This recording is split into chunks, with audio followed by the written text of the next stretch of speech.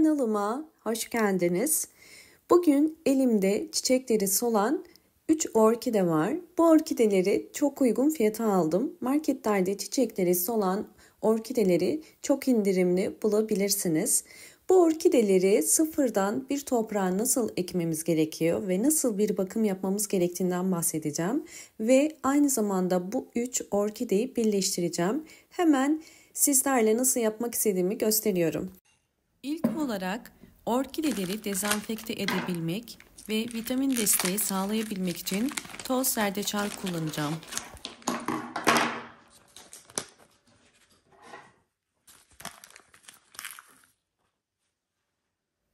Toz zerdeçal özellikle hastalıklı orkide köklerini onarır. Bir silme çay kaşığı kadar kullanıyorum. Bir bardağın içerisine koyuyorum ve üzerine 200 mililitre kaynar su ekleyeceğim.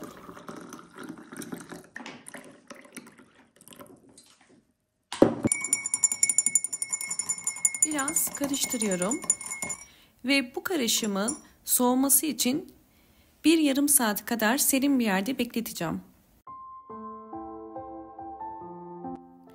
Orkideleri ilk bakımı yapacağız. Bunun için orkide poşetlerini çıkarıp dallarını budayacağım.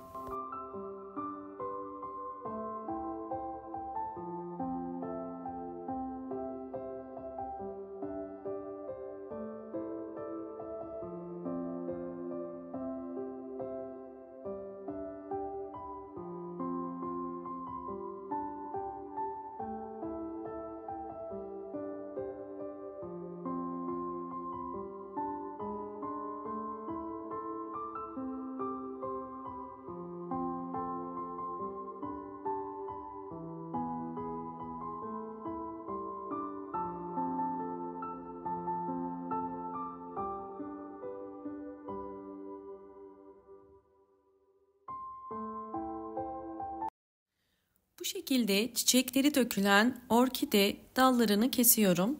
Dallar tamamen sarardığı için en dipten orkide dalını kesiyoruz. Gördüğünüz üzere bu orkidelerin üst topraklarının üzeri biraz küflü. Bunun nedeni çok fazla su verilmesinden kaynaklanıyor. Bu yüzden orkidelere kesinlikle çok fazla su vermeyin ve günlerce suyun içerisinde bekletmeyin. Ve kökleri sağlıklı.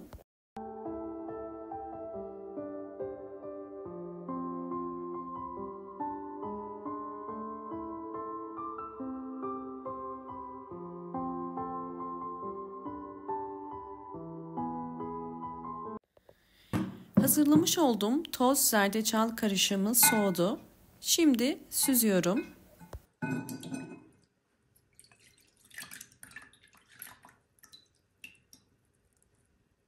Süzerken en alttaki tortusunu koymuyoruz. Dikkatlice süzmeniz gerekiyor. Çünkü bunlar orkide köklerine yapışabilir. Bakın bunu tekrar üzerine su koyarak orkidelerinizde gübre olarak kullanabilirsiniz. 200 mililitre zerdeçallı suyun üzerine su koyacağım. Bunu 1 litreye tamamlayacağım. Yani 800 mililitre su koyuyorum.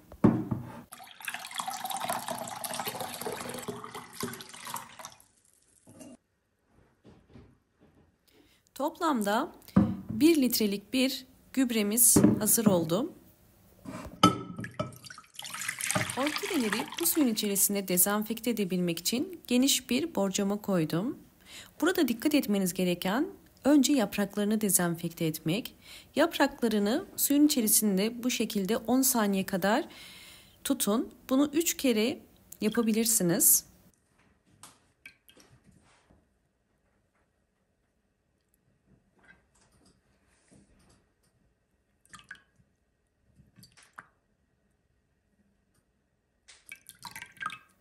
Evet, daha sonra direkt orkidenin kökleriyle beraber toprağını bu suyun içerisine koyuyorum. Ve orkidenin köklerinin tümünün bu karışımı iyice emebilmesi için biraz çeviriyorum. Bu karışımın içerisinde 30 dakika bekleteceğim. Böylelikle orkide köklerinde hastalık ya da böcek varsa bu su onu engelleyecektir. Aynı zamanda orkide köklerini dezenfekte etmiş olacağız.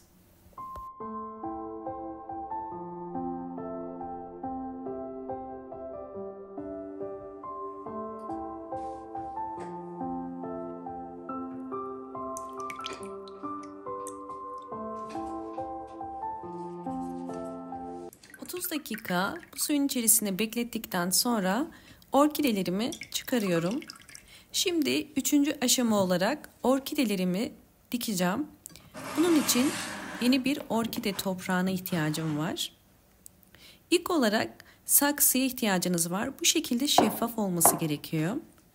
Ve toprak olarak yıkamış olduğum çam kabukları var. Bugün çam kabuğu ve çakıl taşı ile orkide ekimini göstereceğim. Çakıl taşını orkide saksısının en altına drenaj oluşturması için koyacağım. Orkidelerinizin köklerinin ışık alabilmesi için bu şekilde güneş ve ışığı geçirebilecek şeffaf saksılar kullanmanızı tavsiye ederim. İlk olarak en alta bakın çakıl taşlarını koyuyorum. Orkide saksısının en altına her zaman bu tarz drenaj oluşturması için çakıl taşı veya kil bilyesi koyabilirsiniz.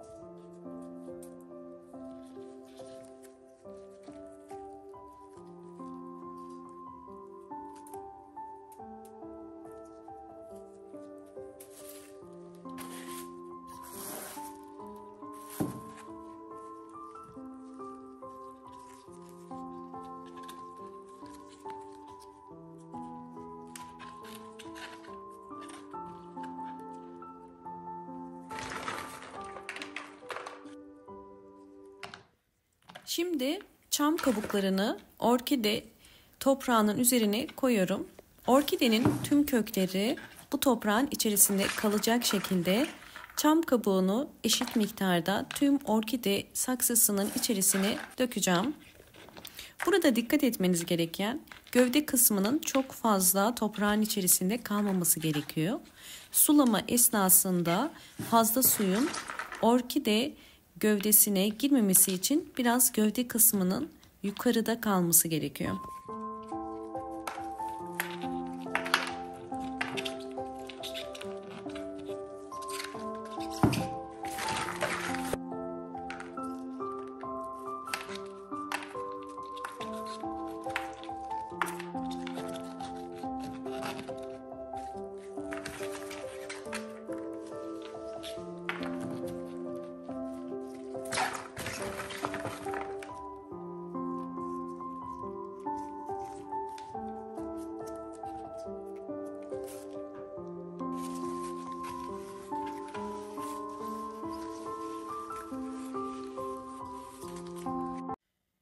Orkidemi toprağına ektim ve kökler bakın kenara gelecek şekilde ayarlamaya çalıştım. Böylelikle su ihtiyacını da köklere göre ayarlayabiliriz. Bu orkidenin bol ışık alan bir yerde kalması gerekiyor. Yapraklarını biraz daha silmek istiyorum. Bunun için dezenfekte etmek için limon suyu kullanacağım. Biraz suyun içerisine limon suyu sıkarak 4-5 damla bir pamuk ile yapraklarını sileceğim. Böylelikle yaprakları tamamen temizlenmiş olacak.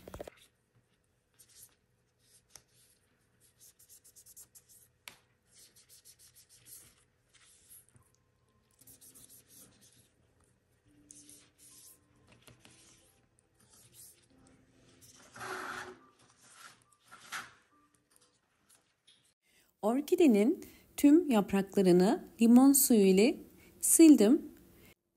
Daha önce birkaç orkideyi aynı saksıya ektim. Özellikle 2 orkidemin de sonuçlarını sizlerle paylaşacağım. Bu aşamada dikkat etmeniz gereken bol ışık alan bir pencere kenarına konumlandırmanız ve kökler beyaza döndükçe de su vermeniz gerekiyor. Ayda bir kere de sıvı bitki besinlerini verebilirsiniz. Videomu buraya kadar izlediyseniz ve beğendiyseniz bana destek olmak için hemen beğen tuşuna basıp kanalıma da abone olursanız çok mutlu olurum. Evet, yine sizlere bu yöntemlerle ektiğim ve büyüttüğüm orkidelerimin de sonuçlarını gösteriyorum.